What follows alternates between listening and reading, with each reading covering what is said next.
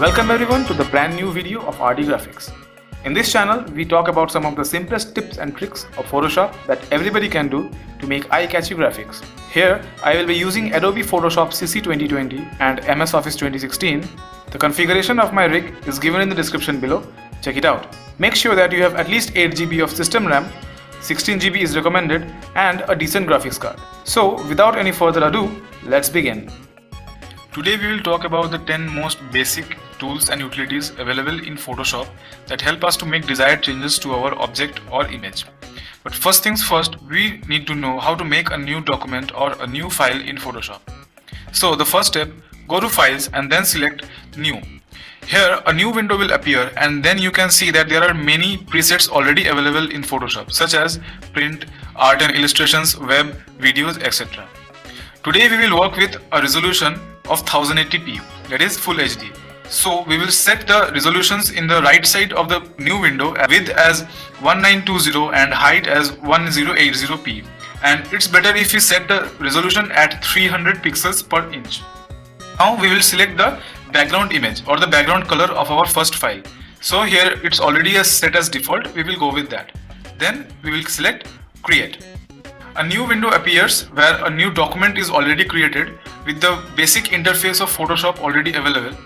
Now the second most important step is to configure Photoshop to use the available RAM in our system. So for that, go to Edit, then scroll down and select Preferences and then select Performance. Here in the performance you can see that since I have 16 GB of RAM installed in my system, Photoshop is only using almost 14 GB. Here it is recommended that you allocate more than 8 GB of RAM for Photoshop so that it can work properly. Now, first tool that we are going to talk about is the Move tool. Here you can see the Move tool. This tool helps us to move or drag and reset the position of the object or the picture that we are working with, such as moving images to the right place. For that, go to File, Open any image. I will open a Photoshop background from my folder. This image looks good. Open. The image opens and then we will just click and drop the image onto our document. Cross that and resize it to the correct position by going to the arrows, zooming out and zooming in with the scroll wheel, zooming in and then click enter. Now we will see that the Move tool is already selected. What can we do with the Move tool? We can move the object or the image to the right place or the right position. Now there is another option of showing transform controls. We can click it on or click it off as per our needs. Now we will go to the Marquee tool, rectangular marquee tool. The marquee tool does that it selects a part of the image and then we can move or we can distort the part according to our will. I am selecting the rectangular marquee tool and selecting an area from that image that we just selected, and then click on the Move tool and such that we can move the image from image part at any position. There is also elliptical marquee tool. If you right click on that marquee tool, I will also do that. The circular marquee tool, select an area from that image and then just move, that is click and drag according to the will. Now as you can see, the Move tool is already selected. First we have to select the layer with which we are working, and we can now as a whole move the image from one place to another. Now we will click on the polygon marquee tool. Here you can see there are many different boxes available for the colors. We want to select a particular box with that particular perspective only. For that, click on a starting point, then drag and click the mouse pointer over the image according to the perspective. Then click on the four sides and join from where you started. Now click on the Move tool again and now you can see that I can move that particular perspective object from this image, whole image. It is not similar to the marquee tool or rectangular marquee tool or the circular marquee tool. Now in the circular marquee tool selection, I am selecting another abstract shape from this marquee tool and then we can move the selected part. So we are mainly using this for different polygonal shapes that are not available in the Photoshop, but we are creating on our own. Now comes the crop tool.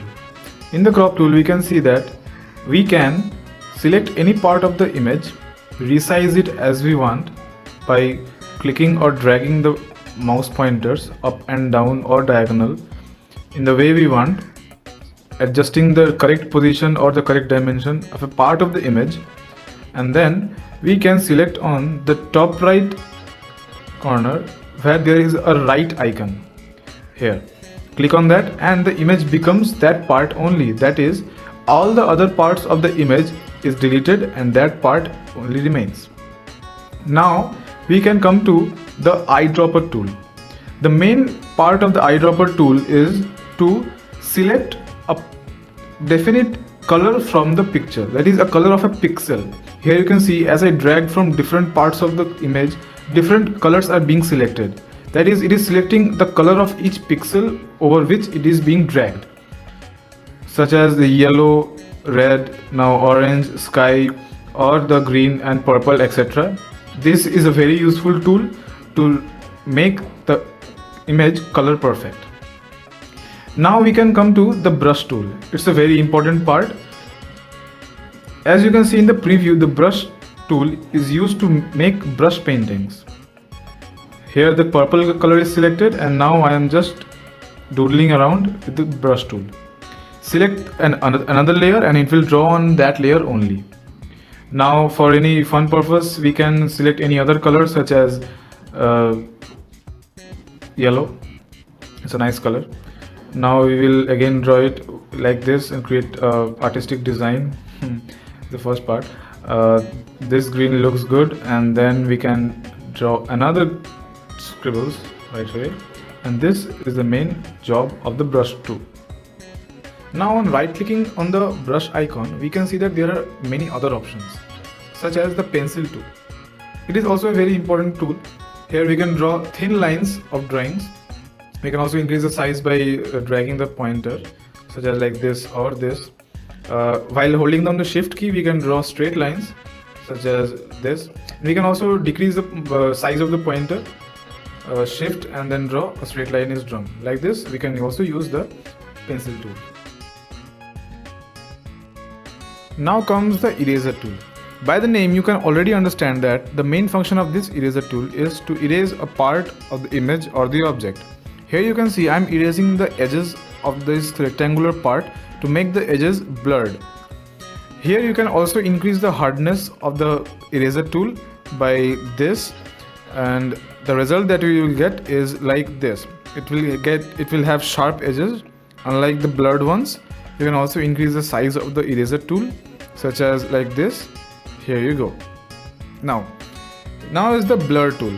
The blur tool is mainly used to blur some edges, some rough edges, or to smooth skin like this. I am selecting the blur tool from the toolbox, and now I will be using it on a particular part of the image to make you understand.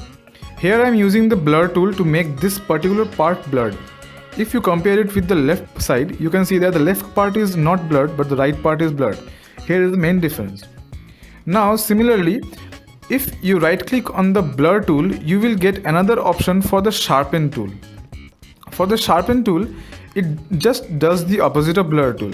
Here also I will apply the sharpen tool on left side of the image to make you understand the difference. Here I am using the sharpen tool. Here you can see the sharpness of that particular part is increasing. That is, its brightness is increasing, its shadows are increasing, its white balance is increasing. Here you can clearly get the idea. The left part is blurred but the right part is not blurred. Now, after the sharpen tool, here comes the most important part, the text tool, symbolized with a T. While you click on the text tool, if you click anywhere in the document, it creates a particular layer, a particular separate layer for the text. Here I am typing rhythm, and you can see on the layers panel that a separate text layer has already been created. Now I can adjust the text spacing and the line spacing of this text, and the colors and the font and the width and everything. Here you can see If you click on the text tool again and click on the text, it again becomes editable and you can write new things. Now there is also parts of left alignment, right alignment, as you can see in the top bar, left, right and right middle. Here you can see you can also change the colors of the text as you want. Just click on the desired color and click OK, and then select the move tool. Here is how the text tool works. That's all for today, guys. Thank you for watching. If you enjoyed the video, subscribe to my channel, leave a like and share with your friends. The first 30 subscribers will get a shout out from my channel in my next video. Till then, goodbye and take care.